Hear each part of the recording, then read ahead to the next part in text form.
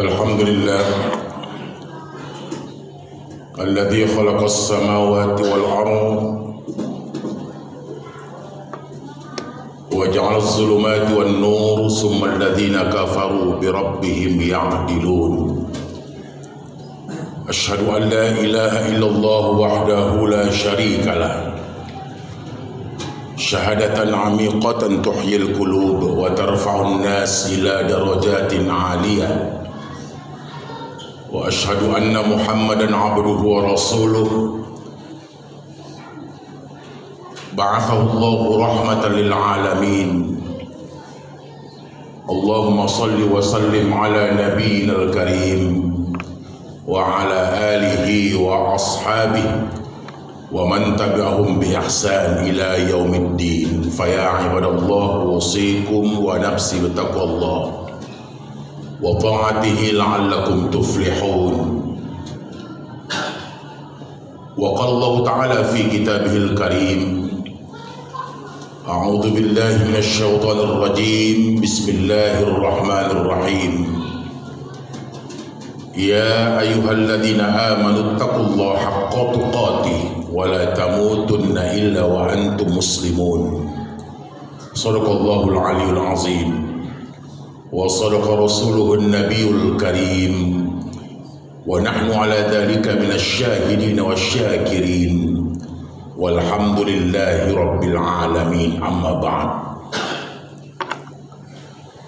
Ma'asyiral muslimin, sidang jemaah ibadah salat Jumat rahimakumullah. Kalam syukur dan tahmid kita sampaikan kepada Allah Subhanahu wa taala. Salawat dan salam kepada Rasulullah Nabi Muhammad sallallahu alaihi wasallam. Sidang jemaah yang dirahmati Allah, materi khutbah kita pada Yaumul Ibadah hari ini, khatib akan menyampaikan satu ayat firman Allah Subhanahu wa taala yang termaktub di dalam surah Al-Hujurat. Dalam surah Al-Hujurat ayat yang ke-12. Nanti jemaah bisa membuka Al-Quran di rumah. Materi khutbah kita hari ini Al-Quran surah Al-Hujurat ayat yang ke-12. Di dalam surah Al-Hujurat ayat yang ke-12 Allah Subhanahu wa taala berfirman, A'udzu billahi minasyaitonir rajim. Bismillahirrahmanirrahim. Ya ayyuhalladzina amanu ijtanibu katsiran minadh-dhann inna ba'dadh-dhanni ismun wa la tajassasu wa la yaghtab ba'dukum ba'dha ayuhibbu ahadukum ay ya'kula lahma akhihi maitan fakarihtumuh wattaqullaha innallaha tawwabur rahim. Shadaqallahul azim. Kita ulangi lagi jemaah, ini ayat terdapat dalam surah Al-Hujurat, ayatnya ayat yang ke-12. Allah Subhanahu wa taala memberikan kepada kita banyak tuntunan, khususnya kepada orang-orang yang beriman.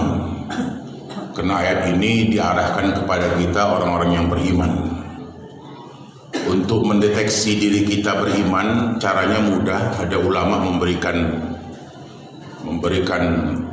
ukuran kepada kita bahwa orang beriman itu adalah yang pertama orang yang memiliki pengetahuan. Kita yang hadir ini rasanya tidak mungkin tidak punya pengetahuan sedikit apapun. Ada pengetahuan, terutama pengetahuan yang berhubungan dengan keislaman. Contoh, masa kita yang hadir ini tidak pandai baca bismillah? Itu kan pengetahuan yang paling kecil yang kita miliki. Pertama, setelah memiliki pengetahuan, orang yang beriman itu kita bisa melihat ke diri kita patronnya. Kita meyakini pengetahuan itu. Pengetahuan sama dengan ilmu. Pertama, setelah kita punya ilmu, kita yakin dengan ilmu itu.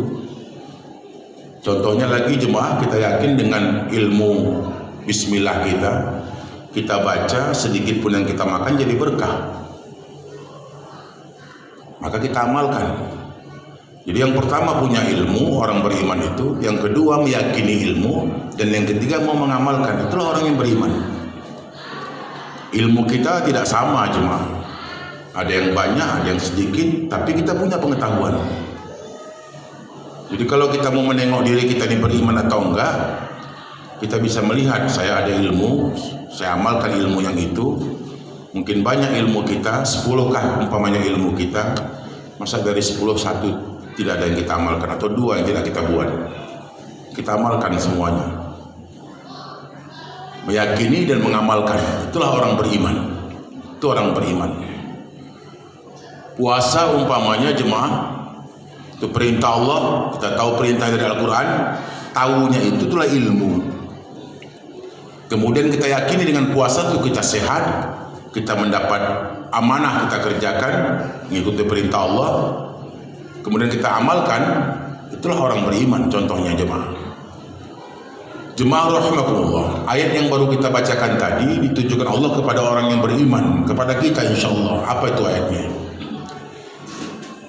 Bismillahirrahmanirrahim. Ya ayyuhalladzina amanu, wahai orang-orang yang beriman. Berarti orang beriman ini orang yang bisa menerima pengetahuan, diharapkan meyakini ilmunya dan mengamalkan pengetahuan itu. Ya ayyuhalladzina amanu, wahai orang-orang yang beriman, kata Allah. Ada perintah Allah kepada kita dalam ayat ini. Perintahnya ada 2 jemaah. Ada perintah Allah kepada kita, perintah untuk mengerjakan. Ada perintah untuk meninggalkan, bentuknya larangan. Sama seperti kita memberikan perintah kepada anak kita, ada perintah itu nanti sifatnya kau kerjakan itu. Ada yang sifatnya jangan kau buat itu, perintah juga. Dalam ayat ini jemaah, perintahnya bentuknya larangan. Apa itu? Yang pertama kata Allah, ijtanibu katsiran minadh-dhann. Hanya orang beriman yang bisa mempraktekkan perintah ini. Pertama, ijtanibu katsiran minadh-dhann.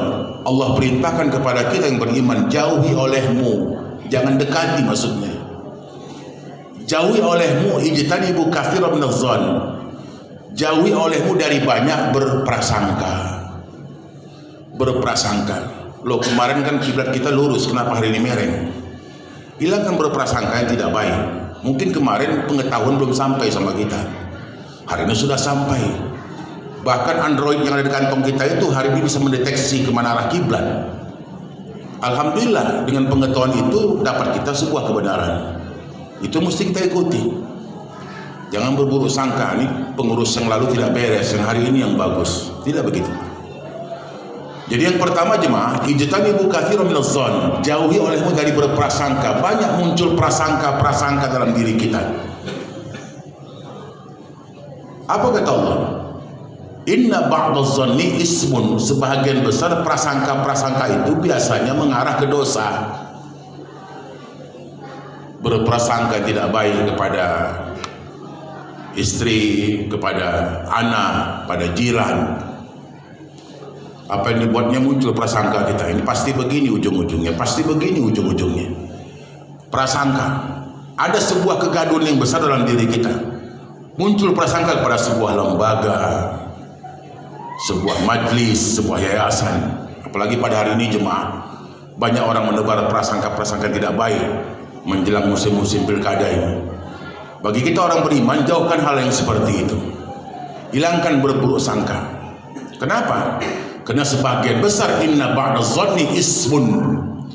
Sebagian besar prasangka-prasangka itu mengarah kepada dosa. Jarang mengarah kepada yang baik jemaah dirahmati Allah. Apalagi prasangka itu dibisikkan orang lain ke telinga kita. Begini, begini, begini, begitu. Ini yang pertama, kita garis bawahi, hanya orang beriman yang bisa menyikapi perintah ini. Nanti kita pulang ke rumah jemaah, kita lihat makanan sudah habis, ya kita berprasangka baik saja. Apa yang kita harapkan, yang kita pesan dengan istri sudah hilang, kita berprasangka yang baik saja. Mungkin anak kita yang makan atau diantarkan istri ke tangga sebelah, munculkan prasangka-prasangka yang baik. Berikutnya kata Allah, yang kedua, wala tajassasu. Wala tajassasu, jangan suka mencari-cari salah orang. Itu yang kedua. Dan ini juga bisa buat orang beriman. Jangan suka kita mencungkil-cungkil salah orang. Katakanlah umpamanya orang itu punya salah jemaah. Siapa sih di antara kita yang mungkin masa lalu setelah lewat menit ini saja, hampir rata kita semua punya salah. Hampir rata punya salah.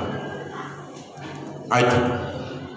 Terkadang kita memberikan hukum ke seseorang, orang yang sudah punya salah tidak punya hak untuk bertaubat. Kita hukum orang-orang itu. Siapapun yang bersalah kalau bertaubat, tetap kita anggap salahnya masih ada.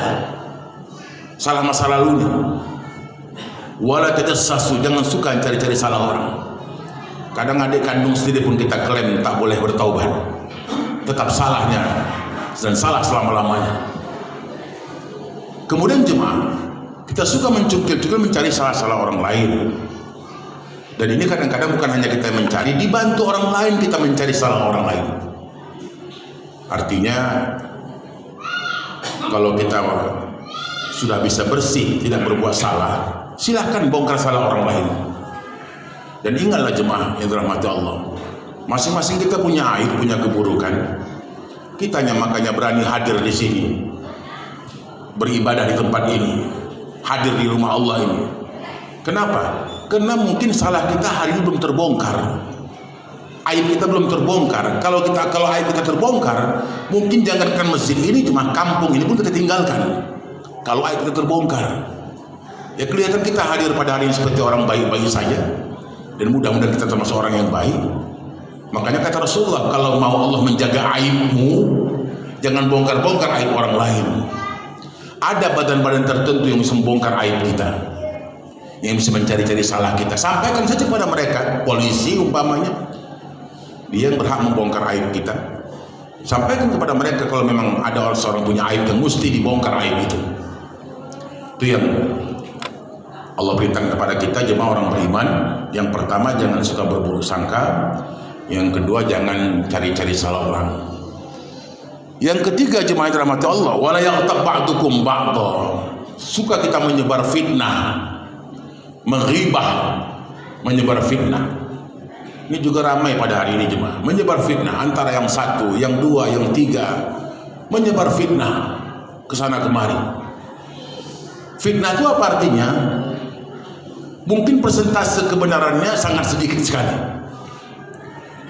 Demi kepentingan-kepentingannya semua itu menyampaikan, menyebarkan fitnah itu. Bahkan di masjid-masjid sampaikan fitnah-fitnah itu. Yang seperti ini jemaah bukan kerja orang beriman. Yang menyampaikan para asatiz, para ustaz, menyampaikan menyebar ghibah sana kemari, dan ghibah itu sengaja dimajliskan, dimusyawarahkan, besok apa yang kita sampaikan lagi. Fitnah-fitnah seperti itu. Kalau memang benar, laporkan kepada yang berwajib.